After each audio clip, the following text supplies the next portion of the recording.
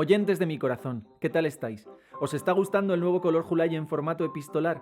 Espero que sí. Hay veces que la necesidad de hablar con estas personas de nuestra historia directamente es tan fuerte. He llegado a un punto en el que ya no me vale con desear hablar con ellas, desear que se abra el portal. Ha llegado un punto en que la necesidad real es la de estar ya al otro lado del portal, que se aparezcan o asumir que ya se han aparecido y que están por aquí. A veces me planteo si lo que tenemos que hacer ahora es hacer con ellos, colaborar con nuestras ancestras. Dice Vincian Desprez en su libro A la salud de los muertos lo siguiente: la manera de ser de los muertos requiere buenas maneras, maneras pertinentes de dirigirse a ellos y de componer con ellos. Igual estas cartas son intentos de eso, de componer con ellos.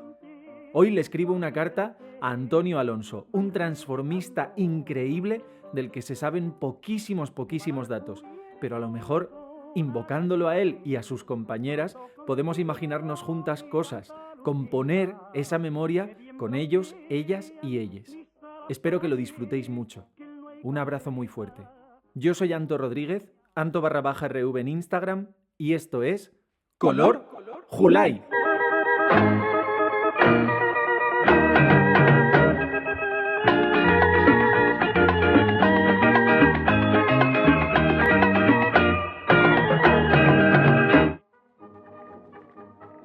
Querido y admirado Antonio Alonso, ¿cómo estás?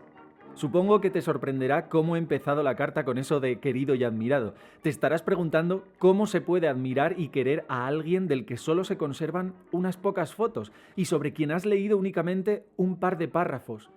Yo no tengo la respuesta, solo sé que me pasa así, Antonio. Siento que formas parte de mi familia elegida, una familia elegida que se crea en presente, pero también hacia atrás. Y a lo mejor esos 2 párrafos que leí sobre ti y esas pocas fotos son suficientes para saber que quiero que formes parte de mi familia elegida, que necesito saber sobre ti y sobre tus compañeras. ¿Te parece si empezamos, Antonio, esta carta escuchando a una de tus colegas más prestigiosas? Escuchemos cantar ahora a Vianor y más tarde volveremos a hablar sobre ella. ¿Sí?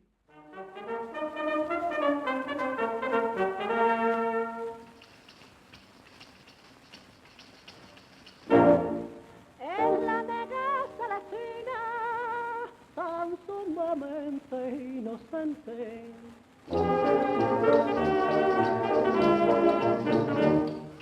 Por las cositas que hace, hoy la critica la gente.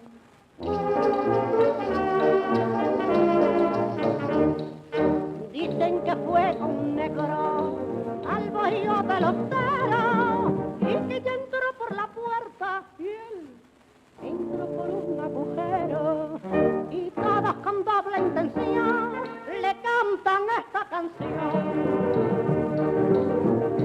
¿Quién es la más inocente que hay en Cuba? La Celestina, la Celestina. ¿Quién es la que trabaja y hace favores? La Celestina, la Celestina. La que da más producto de sus amores. La Celestina, la Celestina. Y hay que ver cómo ha salido la Celestina, de fina, fina.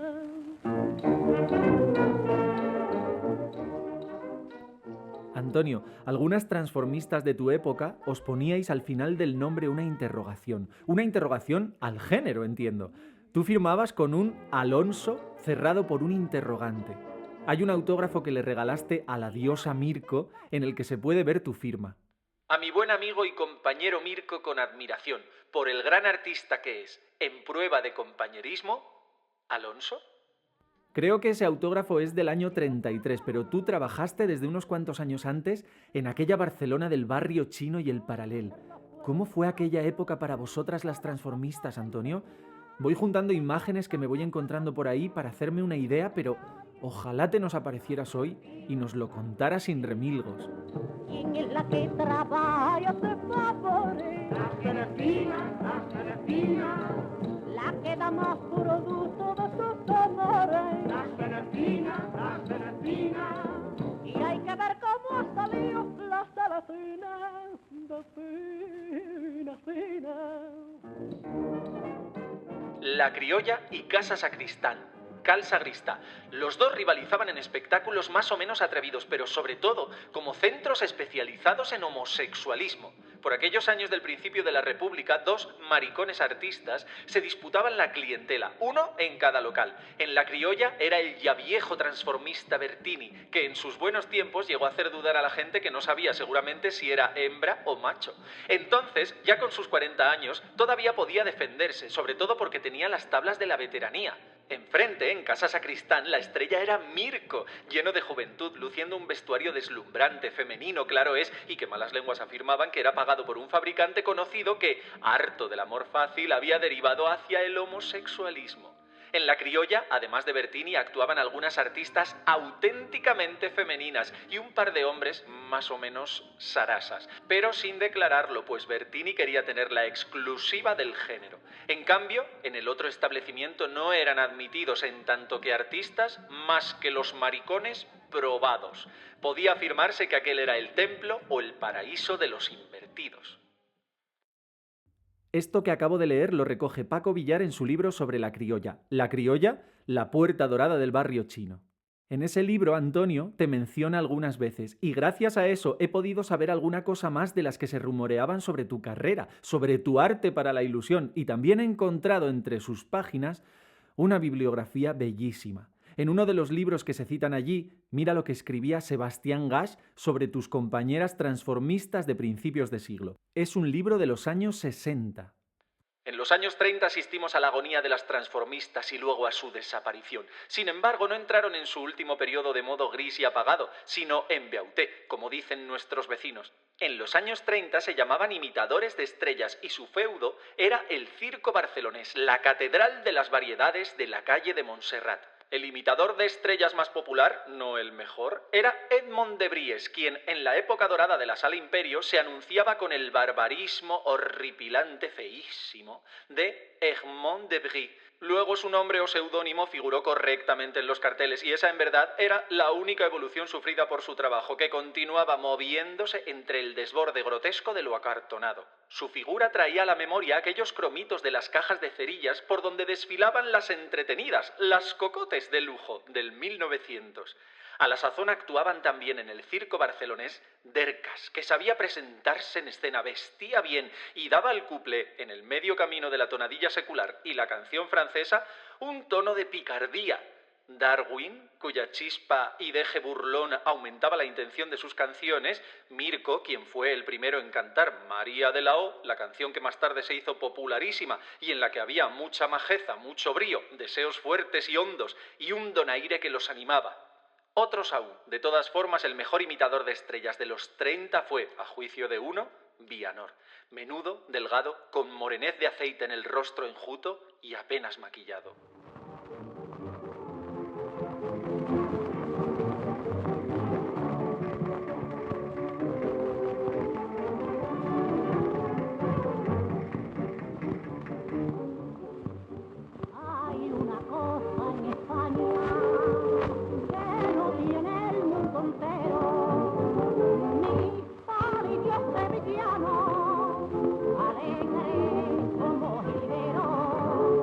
Escribió varios artículos Sebastián Gasch, incluso libros en los que os mencionaba bastantes veces. Respetaba mucho vuestro trabajo, vuestro arte. Y leyéndolo, Antonio, me planteo una cosa. A ver qué te parece.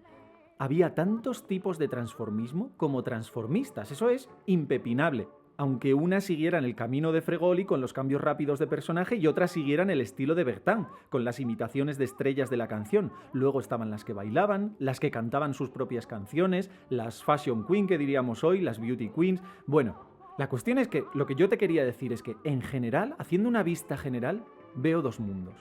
A ver qué piensas sobre esto. Veo el mundo de los transformistas que practicaban este arte más conectado con el mundo del teatro, incluso del ilusionismo, y luego veo el mundo de las transformistas que hacíais de este arte un modo de vida, que os transformaba más allá del escenario. Pienso esto, por ejemplo, al ver las reseñas que escriben sobre Fregoli, lo respetado que era, lo admirado, y luego veo lo que decían de artistas como tú. No sé, hay diferencias, yo creo que diferencias muy claras en cómo escriben sobre vosotras. Mira lo que decía sobre ti Álvaro Retana en su libro Historia del arte frívolo. Antonio Alonso, allá por los años 20, siendo muy joven, presentóse en diversos locales del Paralelo y Barrio Chino de Barcelona como imitador de estrellas coreográficas.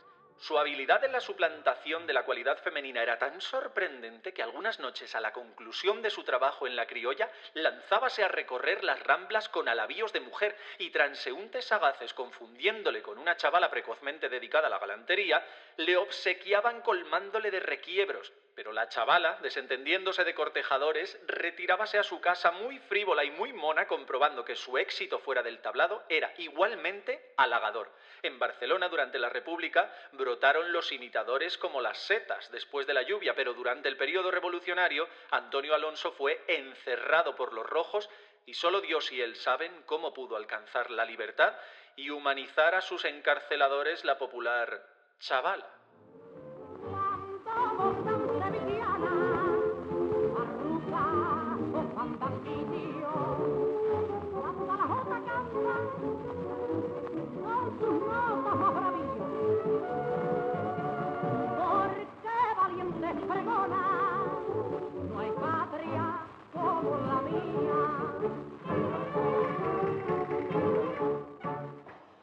¿Qué pasó después de todo esto, Antonio? ¿Es verdad lo que cuenta Álvaro Retana? ¿A dónde te fuiste? ¿Qué hiciste? ¿Qué te pasó? ¿A quién le podemos preguntar? Una estrecha calleja de la hermosa Sevilla, a través de mi reja, una tarde me habló, le escuché complacida, me miró sonriente y con salamería un clavel me pidió. Me quedé sorprendida por el atrevimiento de la bella hermosito que de nuevo insistió. Lo corté de su tallo, se lo di al momento, lo besó con ternura y esta copla cantó. Eso que acabamos de escuchar era la voz de tu compañero y amigo Mirko. Mirko tuvo bastante suerte, supongo, siguió cantando. ¿Pero qué pasó contigo, Antonio? ¿Qué pasó con las otras como tú que no erais tan famosas y que no pudisteis seguir actuando? Que se lleva mis quereres, claveles, manojito de claveles. Luisito Carbonell, por el tiempo en que los imitadores de estrellas favorecidos por la benevolencia de las autoridades campaban por sus respetos, Andalucía esparció por toda España, incluso al extranjero, una copiosa serie de ellos doctores en la interpretación de canciones de la tierra de la sal y del sol. Algunos de estos ciudadanos no imitaban estrellas, sino mujeres. Eran simplemente criaturas que deberían haber nacido con el sexo de ellas y se desquitaban de esa equivocación de la naturaleza exhibiéndose en un escenario portadores de miriñaques desordenados, mantillas fabulosas, altivas peinetas, abanicos de plumas y demás perifollos femeninos para cantar y bailar con toda independencia. El lugar donde encontraban más ambiente era el Barrio Chino barcelonés y allá se fue Luisito Carbonell con sus castañuelas a competir con las vedetes masculinas de Casa del Sacristán y La Criolla. Luisito Carbonell es otro de los artistas que recopila Álvaro Retana en su Historia del arte frívolo, compañera de zona en tus noches de mariposeo. ¿Qué tal os llevabais? ¿Coincidíais? ¿Sabes tú dónde está ahora Luisito? No he encontrado nada sobre su trabajo, la verdad. Lo único que tengo son esos 3 párrafos de Retana y la foto que los acompaña. Lleva mantilla y peineta, un cancán bajo la falda y unos bordados preciosos por todo el vestido. Parece que lleve castañuelas, pero no se ve muy bien la foto. Antonio, ¿tú crees que estudiando, recordando a vuestras compañeras, podemos imaginaros a las otras, a las que no grabasteis canciones o no aparecíais en la prensa? ¿Cómo sería tu voz? ¿Cómo serían tus gestos, tu olor? Paco Villar, en su libro sobre La Criolla, contaba esto. Otros como Bienert, Narsí, Mariposa o Mirabel no imitaban estrellas sino mujeres, presentándose con un lujoso vestuario, fabulosas mantillas de Manila, altivas peinetas y abanicos con plumas. No eran grandes artistas, pero su humor era picante y su descaro gustaban. Alonso, en cambio, reunía belleza y talento y era poseedor de una dulce voz que convencía. Alonso, del que se rumoreaba que era hermano del exministro de Gobernación, Salazar Alonso, fue uno de los intérpretes más reconocidos de las canciones de Rafael de León y uno de los transformistas más famosos que actuaron en La Criolla. Del porqué de este porqué, la gente quiere enterarse. 4 suspiros responden y no lo entiende nadie. Y no lo entiende nadie. Yo soy la otra, ya nada tengo derecho, porque no llevo un anillo con una fecha por dentro, no tengo ley que me abone ni puerta donde llamar, y mi alimento a escondida con tus besos y tu paz. Con tal que vivas tranquilo, ¿qué importa que yo me muera? Te quiero siendo la otra, como la que más te quiera. Esa a la que acabamos de escuchar era doña Concha Piquer y la canción que interpretaba era El romance de la otra, de don Rafael de León, Quintero y Quiroga. Alonso, ¿eras de verdad, como contaban, el hermano del exministro de Gobernación? ¿Qué canciones de Rafael de León cantabas tú? Antonio, tengo una pregunta sobre el final de tu carrera. Bueno, en realidad tengo muchas, pero es que me encontré con una información que me ha llamado mucho la atención sobre el año 1935. Dice Gas en sus artículos que hubo un momento de decadencia del transformismo, creo que a partir de la segunda mitad de los años 20, pero que hacia 1934 este arte vuelve a resurgir. Mira. A finales del año 1934, Gas reconocía que el transformismo estaba viviendo un revival descomunal. En Cal Sagristá y en La Criolla registran unos llenos imponentes debido a estos imitadores. A las 11 de la noche ya no hay manera de encontrar un sitio libre. Y resulta que ese momento de resurgimiento de vuestro arte coincide con este otro momento político. Voy a leerte ahora un trozo del texto Invertidos y rompepatrias, de Piro Subrat. La gestión de la Generalitat de Cataluña y del gobierno civil, bajo Esquerra Republicana de Cataluña, en estos años, llevaron a la práctica estas ideas, no solo en el acoso y represión de la población murciana y andaluza, sino también en el hostigamiento policial y judicial a los locales de público homosexual, llegando a prohibir en 1935 las actuaciones transformistas y de imitadores de estrellas, alegando indecencia. ¿Dónde estabas tú en aquellas redadas, Antonio Alonso? ¿Dónde estás ahora? ¿Dónde guardaste todos tus vestidos? ¿Seguías cantando tus canciones en tu casa? ¿Seguías quedando con las amigas para charlar? ¿Sobreviviste a la guerra? Me encantaría hablar contigo, Antonio, y preguntarte todas estas cosas. Antes te decía que a veces trato de imaginarme cómo fue tu vida, o la de otras transformistas de tu época, revisando las fotos, las canciones de otras compañeras de las que se conservan más cosas. Una de esas artistas era Vianor. Además, ya sabes que Sebastián Gas, del que te he hablado un montón en esta carta, era súper fan de ella.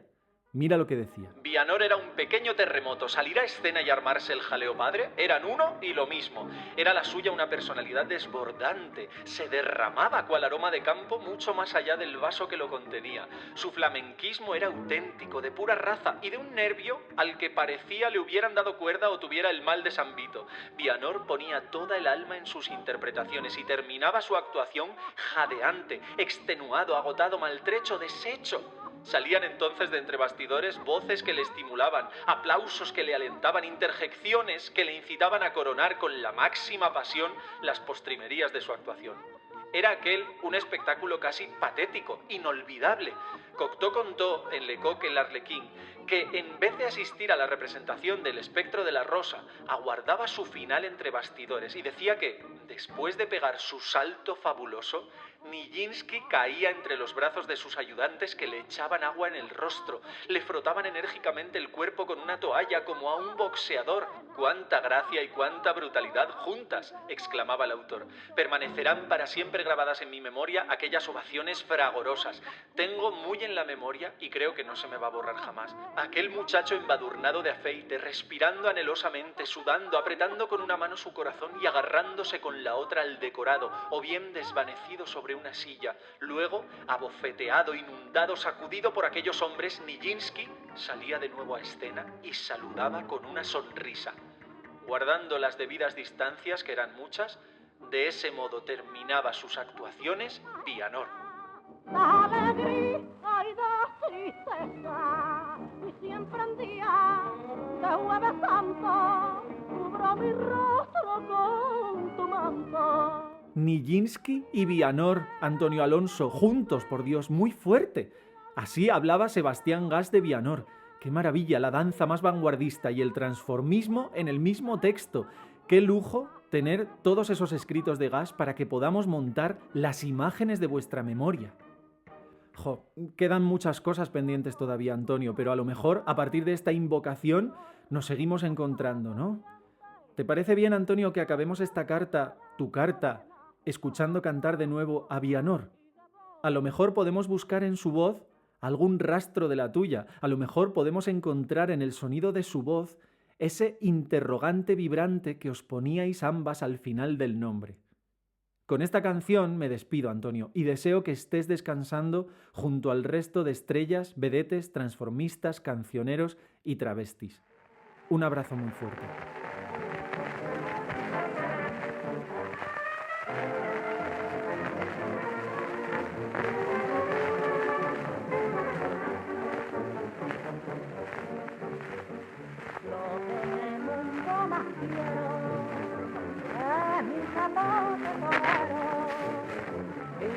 Con él mi fatiga, paso a paso el torero, por dehesa y capea, ha sido el fiel compañero, que la vida me ha salvado, al burlar al toro fiero. Por eso mi capotillo torero, lo que más del mundo venero y quiero.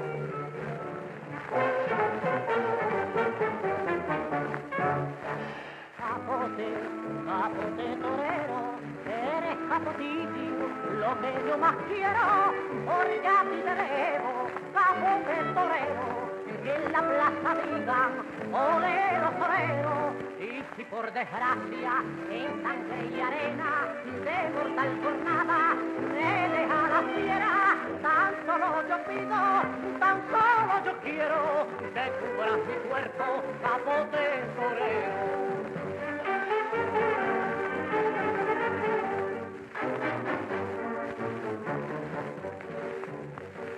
Cuando el clarín ha sonado y ha terminado el paseo, al toro espera altanero, mi capotillo torero, de oye que se escapa de toda la plaza entera, y a la marcanita con el tiro se ha dominado a la fiera, y al narco mi capone juego con gracia y salero, dicen hombres y mujeres, ahí va un torero.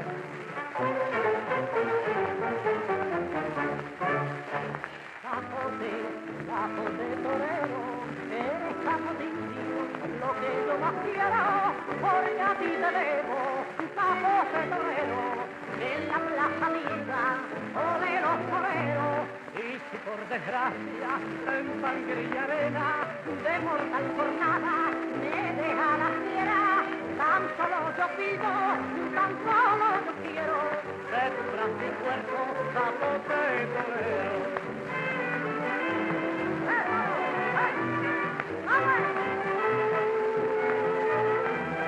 Tan solo yo pido, tan solo yo quiero, que cubras mi cuerpo, capote torero.